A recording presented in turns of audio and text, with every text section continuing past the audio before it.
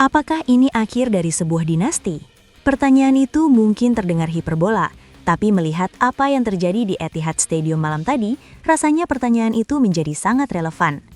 Manchester City, sang penguasa Inggris, mesin pembunuh yang biasanya melindas siapa saja di kandang, kini macet. Menjamu Brighton and Hove Albion, tim yang memang berbahaya tapi seharusnya bisa diatasi, The Citizens justru tertahan imbang 1-1. Melansir dari Murex dan Media Indonesia, hasil imbang ini bukan sekadar kehilangan 2 poin. Ini adalah bencana strategis. Dengan hasil ini, Arsenal yang nyaman di puncak klasemen kini menatap keunggulan 8 poin. Jaraknya sangat lebar, bahkan untuk standar comebacking sekelas City sekalipun. Tapi ada isu yang lebih panas dari sekadar skor. Kegagalan ini memicu gelombang rumor yang selama ini hanya berbisik di lorong gelap. Pergantian pelatih. Dalam beberapa menit ke depan, kita akan membedah tuntas apa yang salah dengan City. Kenapa gol ke-150 Haaland terasa hambar?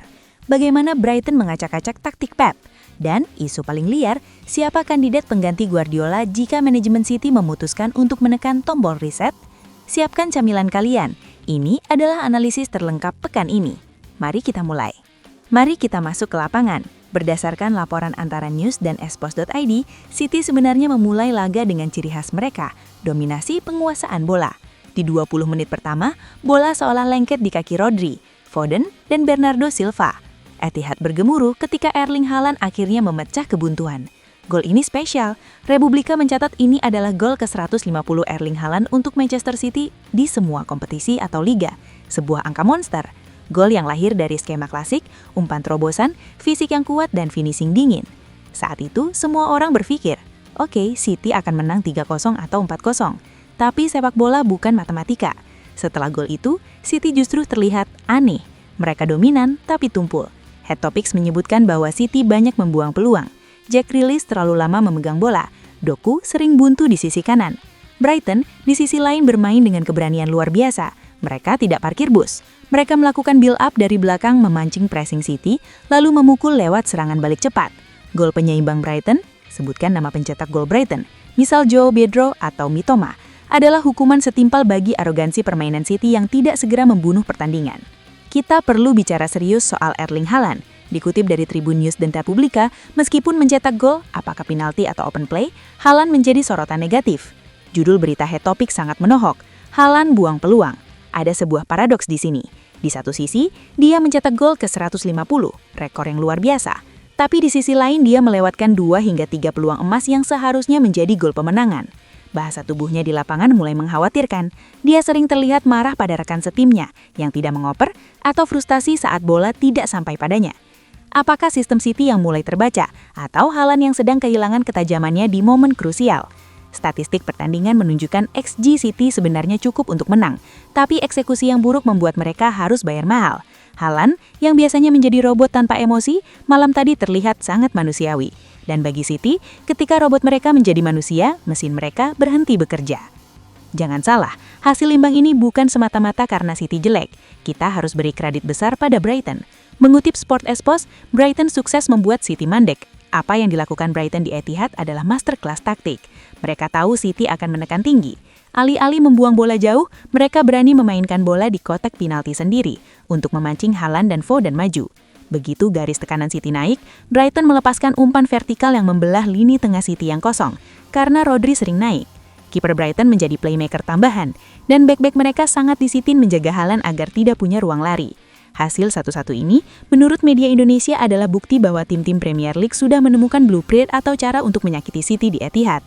Mitos keangkeran Etihad perlahan mulai luntur. Dampak terbesar dari hasil imbang ini ada di London Utara. Tribun News menulis judul besar, Arsenal tatap keunggulan 8 poin. Bayangkan, 8 poin. Di era Klopp versus Pep dulu, jarak 1 poin saja sudah sangat sulit dikejar. Sekarang 8 poin. Arsenal asuhan Mikel Arteta terlihat jauh lebih lapar, lebih konsisten, dan lebih solid mentalnya dibanding musim-musim sebelumnya. Jika City gagal memangkas jarak ini dalam 3 pertandingan ke depan, banyak pengamat sepakat, perebutan gelar juara mungkin sudah selesai lebih cepat. City biasanya panas di paruh kedua musim, Januari, Mei. Tapi tanda-tanda panas itu belum terlihat. Mesin diesel itu masih dingin. Jika Arsenal terus menang, City bukan lagi mengejar juara, tapi mungkin harus waspada agar tidak terlempar dari posisi runner-up oleh Liverpool atau Chelsea yang mengintip di bawah. Dan inilah topik yang paling sensitif, namun harus kita bahas, spekulasi pergantian pelatih. Kegagalan menang lawan Brighton, ditambah serangkaian hasil minor sebelumnya membuat rumor ini mencuat kembali. Apakah Pep Guardiola sudah kehabisan ide? Ada teori tentang siklus 7 tahun atau siklus kejenuhan. City sudah memenangkan segalanya, treble winner sudah, juara Liga 4 kali beruntun sudah. Motivasi apa lagi yang tersisa? Bahasa tubuh Pep di pinggir lapangan terlihat lebih sering frustasi daripada bersemangat. Rotasi pemainnya mulai dipertanyakan, pergantian pemainnya sering dianggap terlambat.